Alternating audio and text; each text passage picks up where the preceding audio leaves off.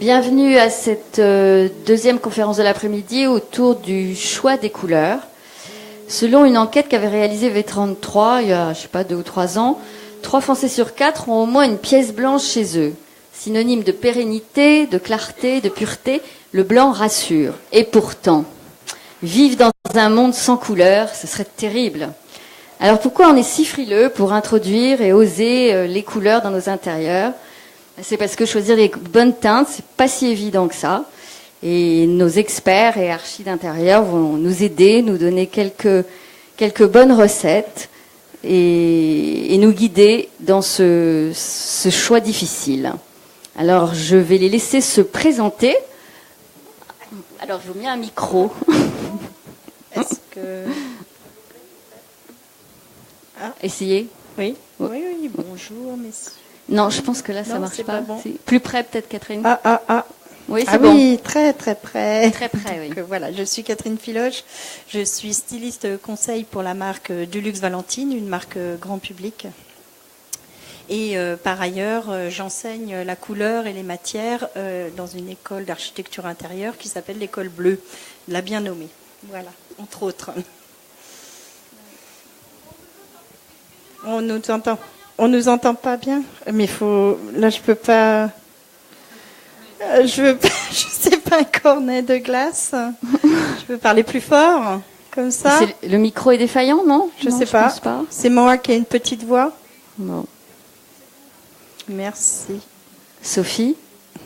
Bonjour. Alors je suis Sophie Neveu. Je travaille pour Little Green et je suis consultante couleur. Donc je me déplace chez les particuliers et je travaille aussi avec les professionnels sur le choix des couleurs, ce qui n'est pas une petite affaire.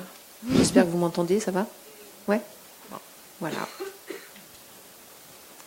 Bonjour, on m'entend ? Oui. Bonjour, je suis Morgane Claouet, architecte d'intérieur, cofondatrice de l'agence Cocotte Studio à Paris. Et nous faisons essentiellement de la rénovation de particuliers à Paris, proche banlieue, et autres projets type bureau ou boutique. Et donc le thème de la couleur est abordé sur chaque projet. Oui. Alors on va démarrer un petit peu sur ce que véhiculent et transmettent les couleurs. On sait qu'il y a des teintes chaudes, les rouges, les jaunes et puis des teintes froides. Est-ce qu'il y a des couleurs qui conviennent mieux à certaines pièces de la maison ? Et en parallèle, qu'est-ce qu'elles véhiculent, ces couleurs ? Alors, il y en a une qui prend les teintes chaudes et l'autre des teintes froides. Alors les teintes chaudes, puisqu'on a un visuel du Luxe Valentine ici, je vais bien en parler. Oui, ce qu'on entend par teintes chaudes, des jaunes, des rouges, ce sont les couleurs du sud, ce sont les couleurs du soleil, de l'énergie, ce sont des couleurs très très vives, très intenses, mais qui sont parfois compliquées à utiliser. Comme vous le voyez, notre illustration, parmi les teintes chaudes, on a aussi toute la palette des teintes naturelles, des ocres, qui, elles, sont encore plus chaleureuses, sans doute moins dynamiques, mais qui sont très confortables. Et c'est pour ça aussi que l'on les préconise dans des salons. Alors que les rouges et les jaunes plus dynamiques sont bienvenus dans des cuisines, éventuellement des espaces où l'on circule, plus, et les ocres plus dans des espaces où l'on se repose. Voilà, là, on a une chambre d'ailleurs que vous avez réalisée en jaune. Oui, alors là, c'est une chambre avec du jaune assez présent, mais qui n'est pas sur tous les murs de la chambre, qui est uniquement sur la tête de lit, parce que le lit est placé au milieu de la pièce, avec également l'application de la couleur sur les placards. Voilà, et donc c'est une couleur chaude, plutôt agréable dans une chambre. Voilà. Est-ce qu'il y a donc, je reviens à ma question initiale, quand même des préconisations ? Est-ce que il vaut mieux préconiser pour les chambres des teintes justement froides ? Là, c'est l'inverse qu'on voit, mais est-ce qu'il y a des règles à respecter en la matière ou pas ? Alors, moi, je trouve que les teintes froides, en fait, ça peut être utilisé un peu partout.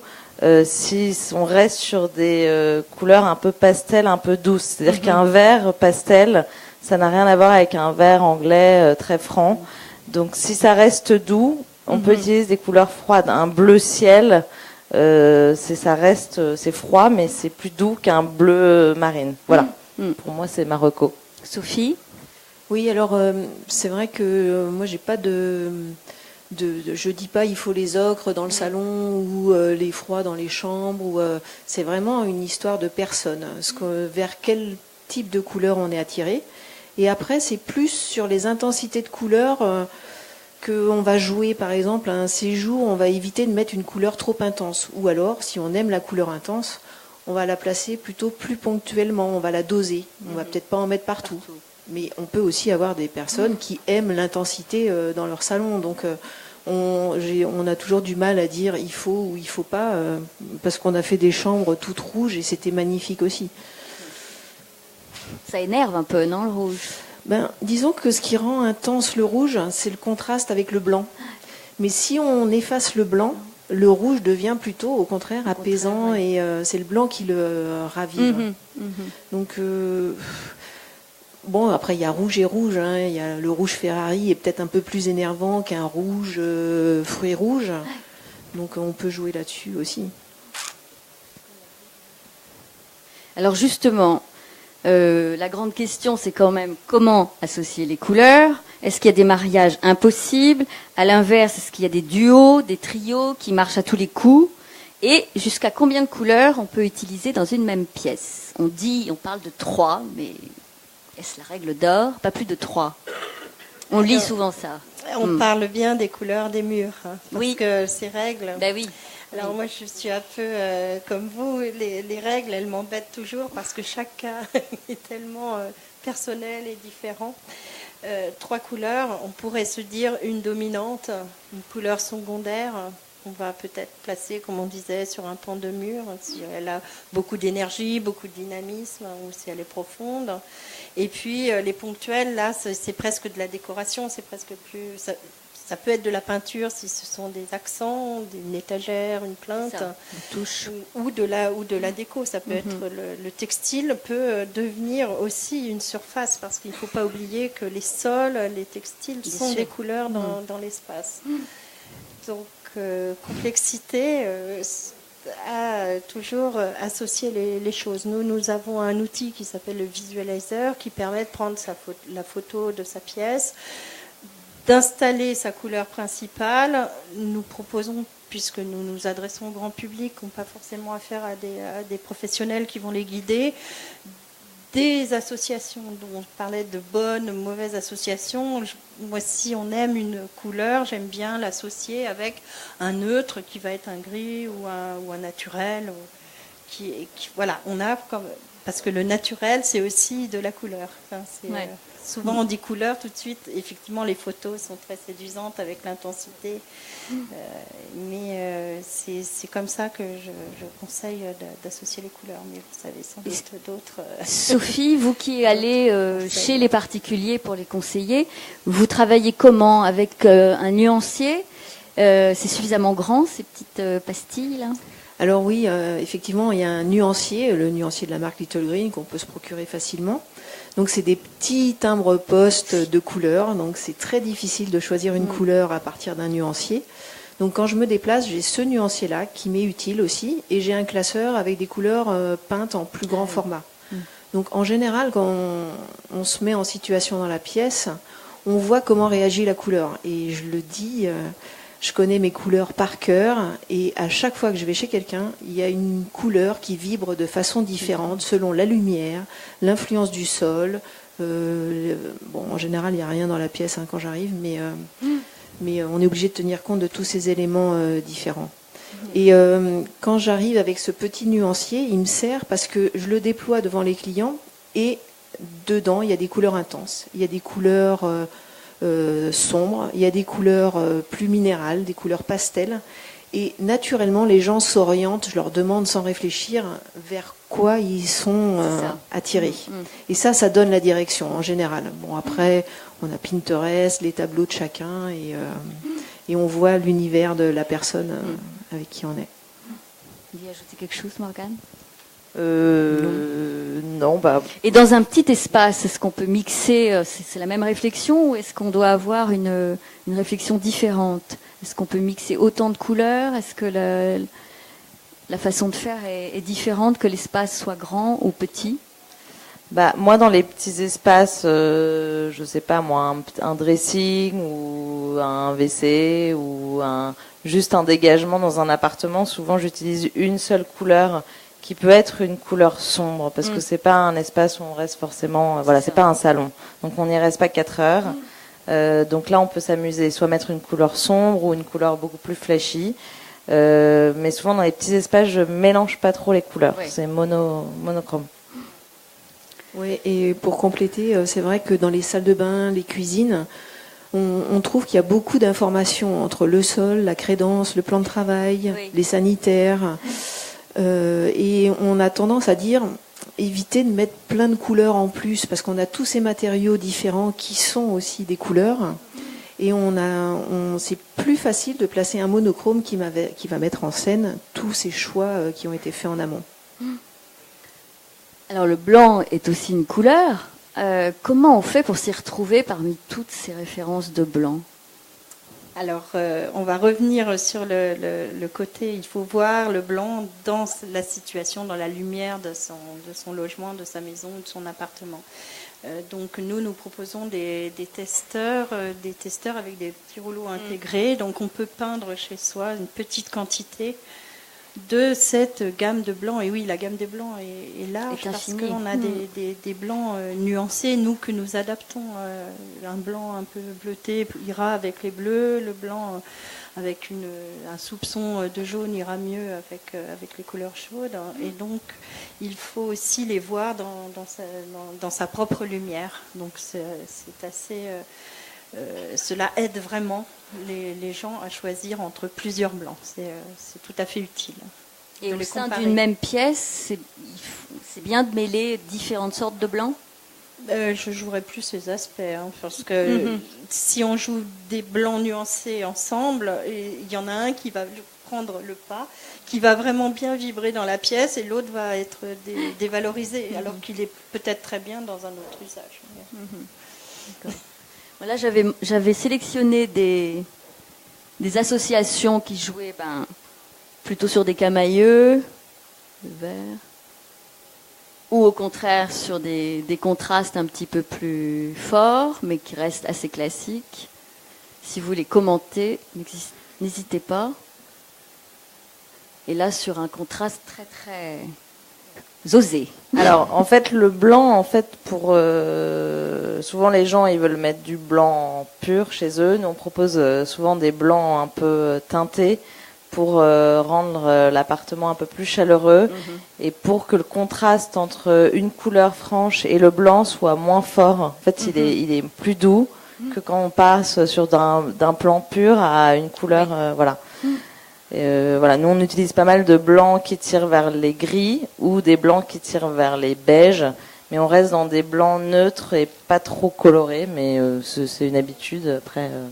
Après ça devient plus complexe quand on passe sur des blancs colorés.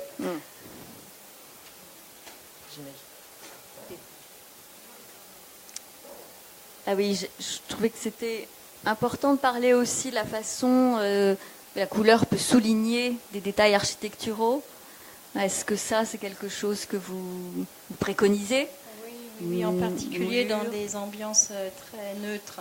On a beaucoup plébiscité les neutres, mais on a toujours besoin d'une couleur pour créer un point focus. Alors ici, on voit l'exemple sur mettre en scène une cheminée ou mettre en scène une tête de lit, ça marche très bien, ou un élément de l'architecture intérieure existant. Oui, souvent on différencie la menuiserie, donc c'est-à-dire les portes, les plinthes, les encadrements de portes, des murs en plâtre. Donc souvent on crée un contraste, les plinthes et les portes d'une même couleur et les murs d'une autre couleur pour faire ressortir les boiseries dans un appartement. Ça peut aussi être des éléments qui peuvent paraître comme une contrainte dans une pièce, comme une gaine qui passe et on a fait un coffrage ou...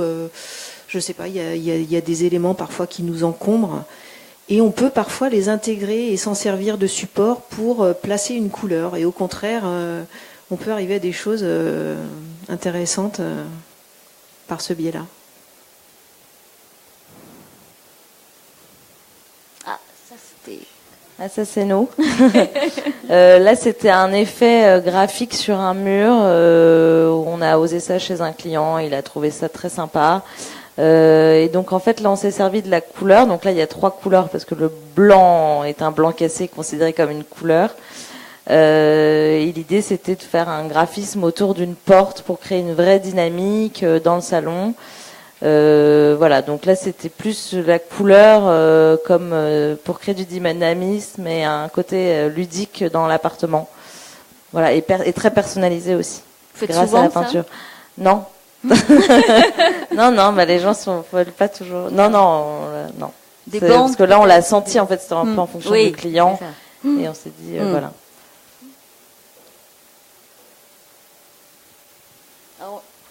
Ouais, on l'a évoqué déjà un peu tout à l'heure. Qu'est-ce que je mets dans une pièce sombre? Est-ce que je favorise plutôt des teintes sourdes dans une petite pièce, je veux dire, notamment dans une chambre? Dans les chambres, c'est rassurant. Il y a un côté rassurant dans la densité de couleurs, un peu sombre. Oui. On a envie de venir se blottir dans le lit parce qu'on a cette couleur enveloppante. Donc, en principe, si on passe pas du temps la journée dans sa chambre, on peut oser des couleurs un peu plus sombres. C'est quelle teinte là, Catherine? Alors on a un myrtille sur le mur du fond et on a joué un détail graphique qui est le brun cachemire qui est notre couleur de l'année 2018 chez Dulux Valentine, et on s'en est servi pour mettre en valeur justement un élément de décoration ici, ce miroir ovale est décentré. Et le jeu graphique est assez intéressant. Mais, quand on parlait des matériaux, là, on voit que le bois est très, très important aussi, parce qu'un violet peut paraître, on parlait de chaud-froid, peut paraître froid, mais associé à ce brun cachemire qui est un peu rosé et au bois, la notion de froideur disparaît. Donc, c'est vraiment des équilibres un peu savants. Alors, dans un couloir, qu'est-ce que vous préconisez? Moi, un couloir, c'est comme une petite pièce. On ne fait qu'y passer. Donc là, on peut complètement se lâcher comme la photo de droite, un bleu presque clin. Et oui, on peut s'amuser vraiment dans un couloir à faire ce qui nous plaît. On s'en lassera pas forcément parce qu'on n'y reste pas. Oui, on pourrait aussi créer des rythmes avec les portes. C'est vraiment un espace où on peut jouer la couleur et graphiquement aussi ce qu'on n'ose pas dans d'autres pièces. Et là, ce qu'on voit sur la photo de droite, contrairement à ce que j'ai dit tout à l'heure, c'est que les boiseries sont de la même couleur que les murs. Donc les portes, les plinthes, les moulures sont de la même couleur que les murs. Et que le plafond, ça c'est un côté ultra moderne. Voilà, c'est moins classique et c'est très joli aussi. Oui, le monochrome est plus facile à placer. Puis ça laisse aussi la place de mettre des tableaux en valeur parce qu'on n'attire plus l'attention sur une boiserie soulignée, une porte. Donc ça laisse plus de liberté finalement en osant une couleur malgré tout.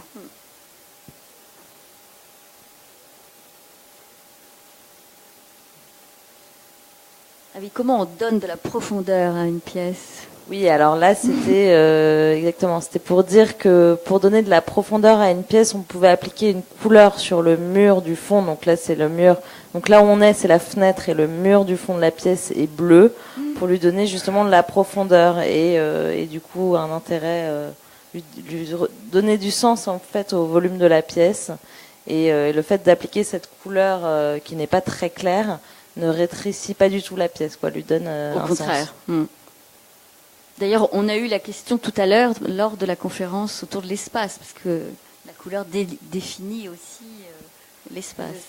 Oui, il y a un truc important, je donne souvent ça comme exemple aux clients, c'est quand on visite un appartement tout blanc, on n'a pas de repère dans l'espace et ça paraît toujours plus petit que quand on vient poser ses meubles, ses rideaux, ses couleurs.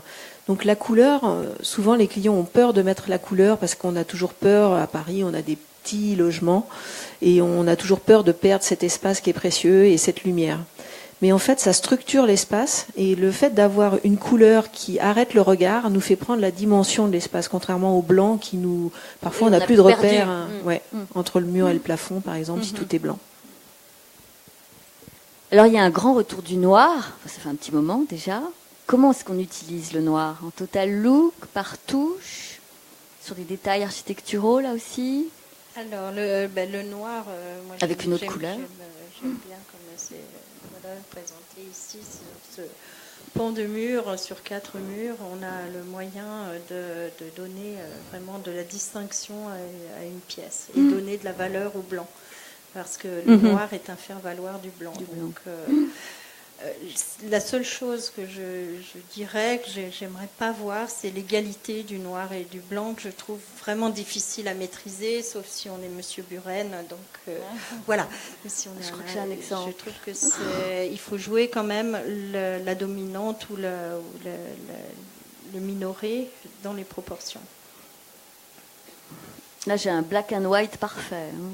C'est très graphique. Très graphique, mais un peu froid. Ouais. Mais ça n'empêche pas de ramener de la couleur après avec tous les accessoires.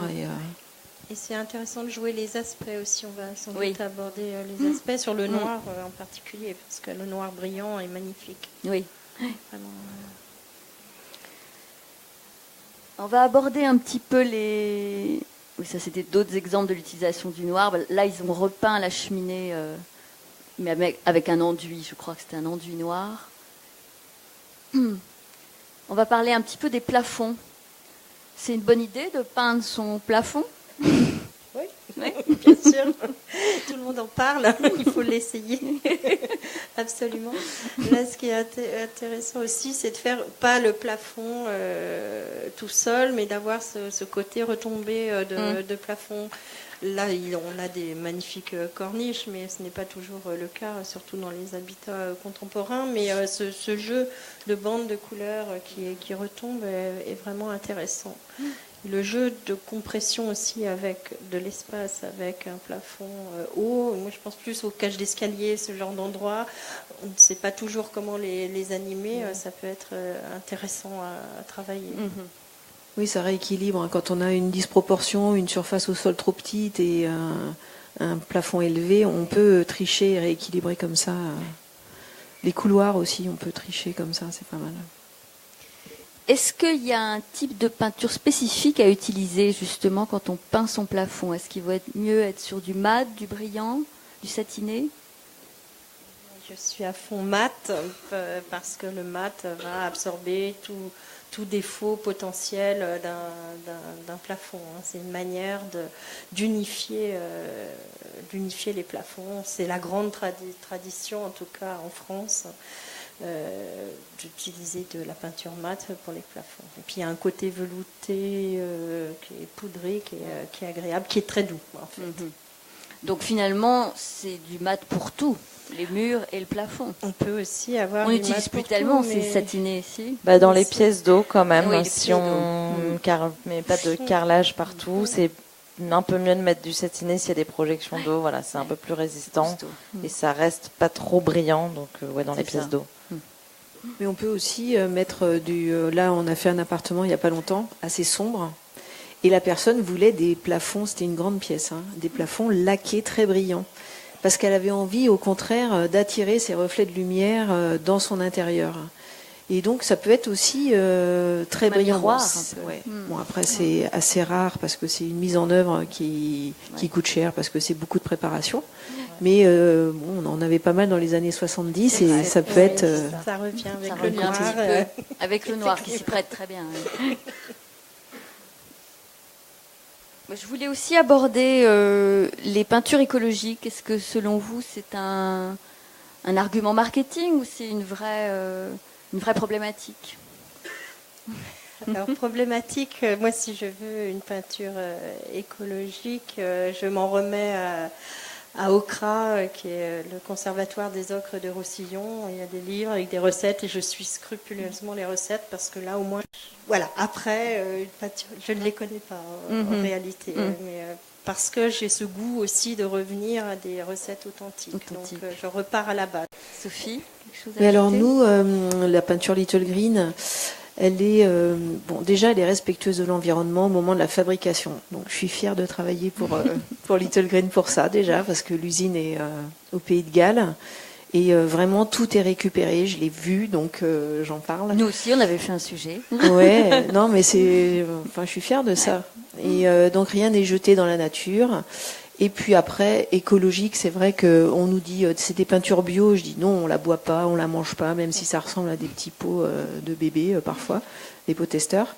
Mais c'est une peinture où il n'y a pas de toxicité. Et vraiment, je l'ai testée. On peut respirer, on n'a pas de maux de tête, on n'a pas, on a tous les normes européennes de toute façon. C'est le cas de toutes les peintures. Il n'y a plus de nocivité à respirer. On n'a pas évoqué pour les plafonds le traitement des poutres. Est-ce que vous avez des préconisations ? Est-ce qu'il faut peindre toutes les poutres que l'intérieur ? Les poutres elles-mêmes ? Alors, les poutres, soit on veut les cacher, soit on veut les faire ressortir. Si on veut les camoufler, comme sur l'image de gauche, on peint le plafond et la poutre de la même couleur, et si possible dans les blancs, les gris clairs. Ça, c'est vraiment pour les oublier. Si on veut les faire ressortir, on peut faire comme sur l'image de droite, contraster le plafond et les poutres, ou alors même juste peindre le plafond et laisser les poutres couleur bois, enfin naturelles, sans les peindre. Voilà. Je crois que j'avais d'autres exemples de plafonds peints. Bah oui. Là, je pense que l'idée, c'était de réduire aussi la hauteur sous plafond qui devait être particulièrement généreuse. Donc d'avoir prolongé la couleur en bande sur le mur. Osé quand même. Ah oui, Rebecca, elle ose. Oui, elle ose, elle n'a pas peur. Bah, à droite, c'est elle aussi. Ouais. Et à gauche, bah oui, c'est la même idée. Avec un contraste assez joli. Là, à gauche. Taupe et... Oui, alors petit clin d'œil pour finir. L'an dernier, j'avais commencé par ça. Chaque année, il y a une couleur qui est élue couleur de l'année. Alors vous aussi, vous en élisez une. Oui, mais nous, c'est une couleur de mur, de peinture. Et celle dont vous allez parler est une alors, couleur c'est souvent des couleurs un peu space. Hein. Là, c'est un ultraviolet hyper violent. L'an dernier, c'était un vert assez greenery, là, assez acide, assez dur. Je sais pas, c'est des choses qui vous influencent, vous ? D'abord, comment elle est choisie ? En principe, c'est une équipe qui décide de ça, quoi. C'est du design global pour la communication. Donc, ce sont des couleurs de com. Avant tout, Pantone, c'est la mode et la communication. Après, ça peut être développé Mais ce qui est bizarre, c'est qu'on si on flash sur la couleur, si on aime la couleur. On a toujours l'impression que c'est un peu décalé par rapport à ce qu'on voit, nous, dans la vraie vie. Et je pense que c'est fait exprès, justement, pour dire, alors, qu'est-ce que vous en pensez ? C'est notre couleur. Donc, disons qu'après, c'est plus facile d'aborder d'autres couleurs. Oui, c'est repoussoir, en fait. C'est une introduction. On dit, bon, ben voilà, la couleur Pantone, alors... Qu'est-ce que vous avez d'autre ? Bon, voilà, donc, nous avons un process qui est lié aux tendances de la décoration, effectivement. Donc, on glane ce qui se passe dans le textile, dans les planchers, les moquettes. Bien sûr. L'avènement du bois influence beaucoup l'évolution des palettes. C'est évident. Oui, c'est une réflexion globale. Voilà, sur la décoration en tant que telle. Bon. La mode nous influence aussi. Enfin, on sent qu'on est tous imbriqués. On retrouve les mêmes couleurs quand on voit les nouvelles collections de vêtements. On regarde les magazines de déco et on a les mêmes gammes. Tout se tient. Ben, merci beaucoup. On va passer au jeu de questions-réponses. Si vous avez des questions, c'est le moment. Je vais passer parmi vous avec un micro.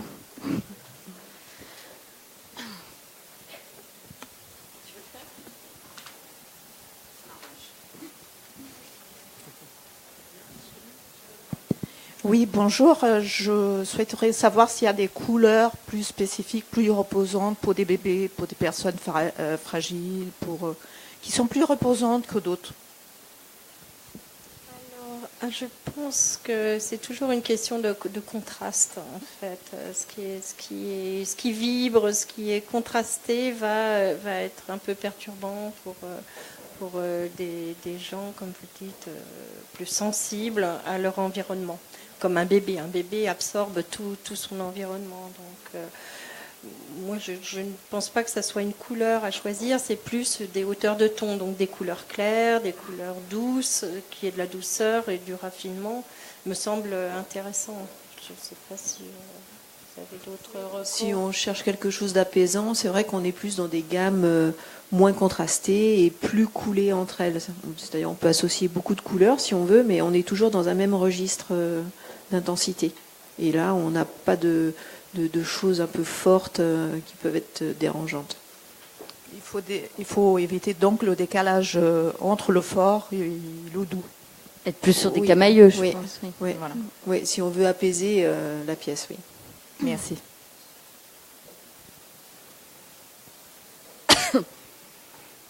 Alors bonjour, merci. Tout à l'heure, vous parliez justement des couleurs impossibles à marier entre elles et il n'y a pas eu de réponse.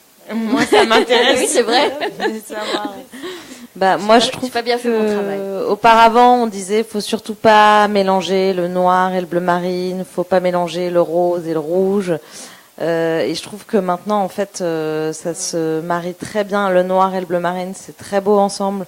Mais il faut voir, c'est pas un mur noir, un mur bleu, c'est peut-être du mobilier noir avec un mur bleu, ou voilà, c'est aussi associer du mobilier de couleur avec des murs de couleur. Le rose et le rouge, ça peut paraître, mais tout à l'heure on a vu une image avec, je crois, un lit et une couverture, un plaid rose et puis le mur rouge ou l'oreiller rose.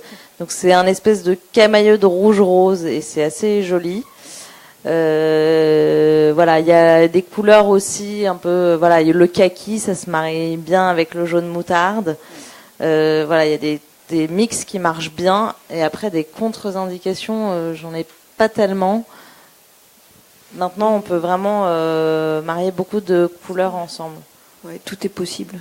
Ben c'est oui. vrai que les grands-mères nous disaient toujours, moi je me souviens, on mélange pas ces couleurs entre elles, on met pas ça. Et même pour l'habillement, le bleu marine et Ouais. le noir, c'était impossible, Ouais. inconcevable. Alors Ouais. que maintenant, ça se fait énormément, c'est ravissant, enfin, c'est très élégant. Et c'est ça qui est bien, c'est qu'on peut tout faire, hein, mais dans la mode aussi, hein, on voit que on choisit vraiment ces différentes pièces et on les assemble. Après, c'est la façon de l'assembler, les proportions.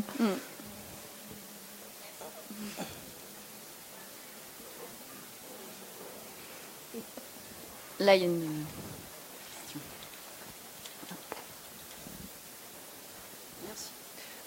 Bonjour.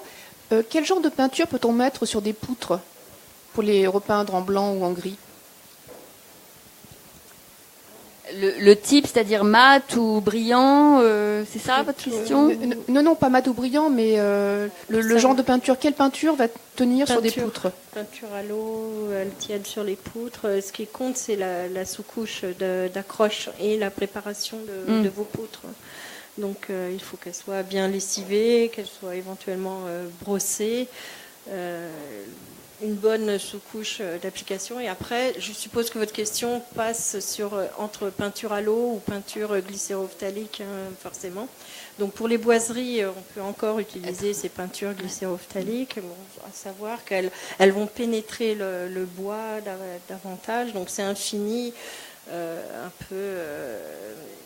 un aspect qui est différent. Ce sera plus naturel d'une certaine manière avec une peinture à l'eau, il me semble. Ce serait plus couvrant, je pense, avec la...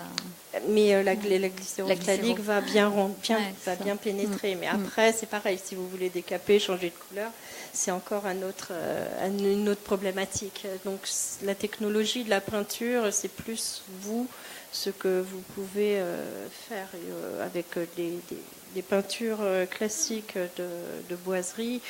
On va avoir nécessité d'aérer l'espace. Donc le rendu sera très beau, mais il demande plus de travail en définitive. il me semble. Mhm.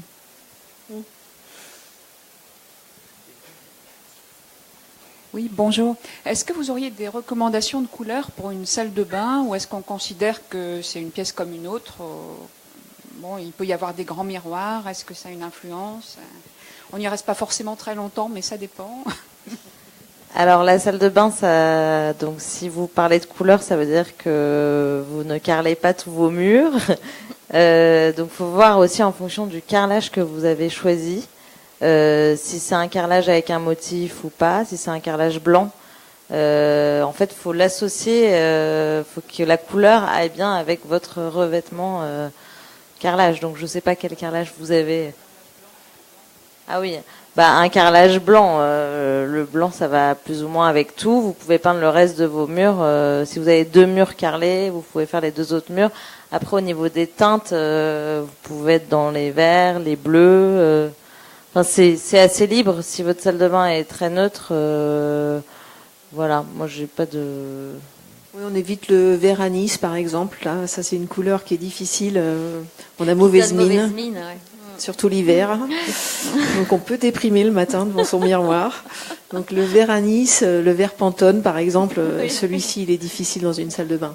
Mais sinon tout est possible. Hein. C'est vraiment, on a tendance à réchauffer et surtout pas mettre un blanc à côté d'une faïence blanche par exemple, parce qu'il n'y a pas le même vieillissement des 2 matériaux, la peinture et la faïence. Et puis les blancs peuvent se contrarier les uns entre les autres. Donc, Comme avec nos 2 nuances de blanc tout à l'heure. C'est vrai que de prendre en compte les matériaux existants est important. Et l'idée du miroir est bonne pour agrandir l'espace. Là, pour le coup, avec des miroirs astucieusement positionnés, ça donne de l'espace à une salle de bain qui, en principe, alors ici on est en typologie parisienne, très petite. Bon, c'est plus facile en campagne. Bonjour, je suis ici. J'ai une question à propos du papier peint. Est-ce que vous l'utilisez encore? Si oui, comment? De l'uni ou plutôt avec des motifs? Comment ça s'utilise? Alors moi le papier peint j'en mets tout le temps, quasiment sur tous mes projets. J'en mets souvent dans les chambres d'enfants, sur le mur où il y a le lit en fait, comme un peu une tête de lit. On peut en mettre dans des toilettes sur tous les murs pour rendre la pièce un peu plus chaleureuse, et on peut mettre quelque chose un papier peint avec un motif très très amusant. On peut en mettre aussi dans un salon, justement sur le fond d'une pièce d'un salon pour lui donner de la profondeur. Mais à ce moment-là, on va choisir un papier peint peut-être avec un motif plus allégé, parce que c'est dans la pièce à vivre. Et puis on peut en mettre, enfin c'est un peu comme la peinture, on peut en mettre aussi dans un couloir, une entrée, tapisser tous les murs avec un papier peint dans une circulation, par exemple. Le papier peint uni, moi j'en mets pas trop, ça a pas beaucoup d'intérêt, sauf s'il y a une texture spécifique dessus. Voilà, mais je trouve que l'intérêt du papier peint, c'est le motif que ça engendre. Voilà. Oui, il y a aussi, c'est vrai, bon, nous aussi on vend chez Little Green du papier peint qui est assez ancien. Enfin, c'est que des rééditions de papier peint ancien. Mais il y a aussi des textures, oui, parce que le papier peint uni, autant mettre une belle peinture, on aura une plus belle finition. Mais chez Elitis, ils ont des textures, des papiers peints. Alors c'est plus des papiers peints, c'est des revêtements muraux avec des textures incroyables. Et là, on se dit, on peut pas faire ça en peinture, ça vaut le coup. Ou après, les motifs, comme vous disiez. Des effets de matière extraordinaires. Ouais. Mais ça coûte très cher. Chez Arte. Bon. Chez Arte aussi, mais on c'est peut sympa. faire juste un pan de mur, un lait, pour se faire plaisir. Et je le dis là, mais pour un événement d'éco-off qu'on fait tous les ans dans Paris, on a mis le papier peint Little Green, donc c'est un papier peint mat qui va même pas dans les salles de bain, et on l'a mis sur la façade extérieure, sur les panneaux de notre showroom, et on a mis un vernis aqua, c'était pour l'événement. Et il pleuvait des cordes. Il pleuvait des cordes, il y a eu la neige, il y a le froid, et c'est impeccable. Donc je le dis, pour ceux qui ont des terrasses à Paris, on peut peut-être mettre le papier peint en extérieur, parce que ça peut être sympa. Ah ouais. On en met aussi, nous on en a mis dans des salles de bain, enfin, dans une salle de bain, et après on vernit le papier peint. Oh là. Un vernis aqua, des vernis à l'eau. Hein. On en trouve maintenant. Enfin, nous, on en a pris un au BHV. On a passé ça dessus. Mais je vous jure, ça tient bien. Hein. On attend les 6 mois pour voir. On peut aussi en mettre en crédence. Enfin, en fait, on peut aussi en mettre en crédence de cuisine et rajouter sur le papier peint une plaque de verre transparent. Ça crée un motif, c'est assez sympa. Moi, je le recommande même pour les peintures quand on n'a pas de crédence, de protéger avec la plaque de verre. Je trouve ça intéressant.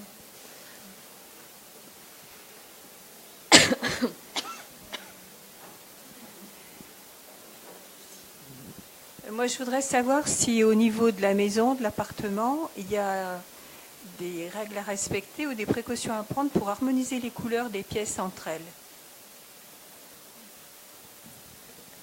J'y vais. Alors, c'est des règles. Ça paraît des évidences, c'est-à-dire que à la fin, quand on a fait tout un projet sur une habitation en entier, quand on met toutes les couleurs les unes avec les autres, s'il y a plusieurs couleurs, hein, ça doit être beau, ça doit fonctionner. C'est-à-dire qu'on est dans un même registre. Si on met un bleu très fort, par exemple, dans une pièce, peu importe la pièce, hein, je ne rentre pas dans le détail, mais on peut se permettre de mettre un rouge très fort dans l'autre pièce et un jaune très fort et un vert très fort. Je vais fort dans les descriptions, mais et après, si on est dans un registre de couleurs plus minérales, on garde un peu cette identité. En fait, c'est l'identité, c'est votre identité hein, qu'on doit retrouver dans la gamme de couleurs. Mais ça doit être cohérent, mais en principe, c'est cohérent. Quand on navigue d'une pièce à une autre, on est dans un même registre de couleurs, soit des minérales, soit des pastels, soit des très fortes, soit des très sombres. Ça ne veut pas dire qu'on ne peut pas les combiner entre elles, mais il y a quand même la dominante qui va traverser toutes vos pièces, ce qui fait que ça fera un ensemble cohérent en principe. Oui, j'aime bien. En plus, ça rapproche du langage de la musique, hein, ce qu'on appelle une harmonie en musique, où si c'est un concerto, on a des moments plus ou moins calmes, mais on est toujours dans la même œuvre. Donc, faites votre intérieur une œuvre, s'il vous plaît. Après, moi, je trouve que pour des chambres, je ne sais pas si vous avez 3, 4 chambres dans votre appartement, changer complètement d'univers, c'est pas. Au contraire, je trouve ça bien parce que ça reflète. Si vous avez des enfants, des petits enfants, ça reflète la personnalité de. Voilà, la chambre, c'est vraiment une pièce à part qui appartient à chaque habitant. Donc ça peut être vraiment au niveau des couleurs très différent. Et après, si vous voulez harmoniser le reste de l'appartement, faut rester sur des mêmes tonalités dans la pièce à vivre, l'entrée. Voilà, si vous pouvez garder une harmonie partout, et les chambres, ça peut être voilà, des pièces à part, pour moi. Pour créer du swing, comme dans vos projets. C'est pour créer le swing comme dans vos projets. Encore une question, parce que vous en parliez tout à l'heure au sujet des crédences. Moi, j'ai toujours un peu peur en fait de repeindre une crédence. Les crédences, vous savez, en carrelage ou tout ça. Et je voulais savoir si vous aviez de l'expérience en termes de durabilité. Est-ce qu'il y a des peintures à prendre ou est-ce qu'il faut abandonner ce genre de choses en fait? Non, ça se fait et j'en vois pas mal qui l'ont fait. C'est surprenant parfois. Alors tout tient, je dirais, dans la sous-couche d'accroche que vous allez acheter sur la crédence. Et c'est elle qui va faire que ça va durer dans le temps. Après, la peinture de finition, vous pouvez mettre n'importe quelle marque de peinture dessus, en satiné de préférence. Mais c'est surtout l'accroche qui va se faire sur le support fermé. Donc c'est ça le plus important, je pense.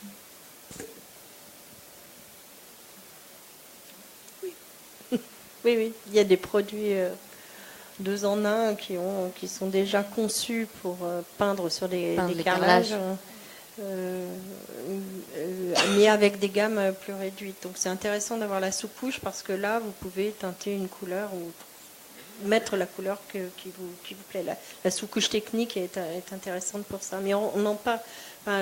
La problématique des sous-couches, je vais insister un petit peu, ce côté technique est très important de respecter bien ce qui est préconisé sur les pots ou en conseil en magasin au niveau des sous-couches parce que la peinture c'est quand même une sorte de chimie et il y a un échange entre le support et et cette peinture. Donc c'est tout à fait possible en utilisant les bonnes technologies.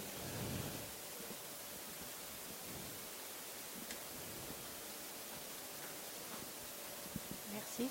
Bonjour, je vais faire un retour d'expérience parce que vous avez parlé du verre anis dans une salle de bain, que c'était à proscrire. Bon, en ce qui me concerne, j'ai fait appel à un architecte d'intérieur. Ma salle de bain a les matériaux suivants: pierre de taille, briquettes, poutres, et on a mis du blanc cassé. Et en fin de compte, comme j'aime bien le verre anis, je l'ai mis sur un plan de travail. Et je trouve que ça rend très bien dans une salle de bain. Je ne m'en lasse pas, ça va faire 2 ans. Donc je défends un peu cette couleur. Mais alors, c'est vrai qu'on ne peut pas interdire une couleur dans un lieu, hein, heureusement d'ailleurs. Hein. Sinon, on n'existerait pas. Mais pour aller dans votre sens, le verre, il est sur le plan de travail. Du coup, vous ne l'avez pas en arrière-plan. Voilà.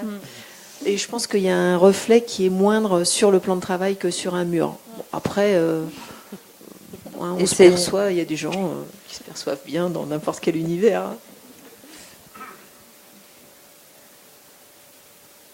D'autres questions ? Bon, s'il n'y a plus de questions, je vous remercie beaucoup. Je vous souhaite une bonne soirée, une bonne fin de salon. Et peut-être à demain, pour ceux qui peuvent revenir. Merci à mes invités. Merci. Merci.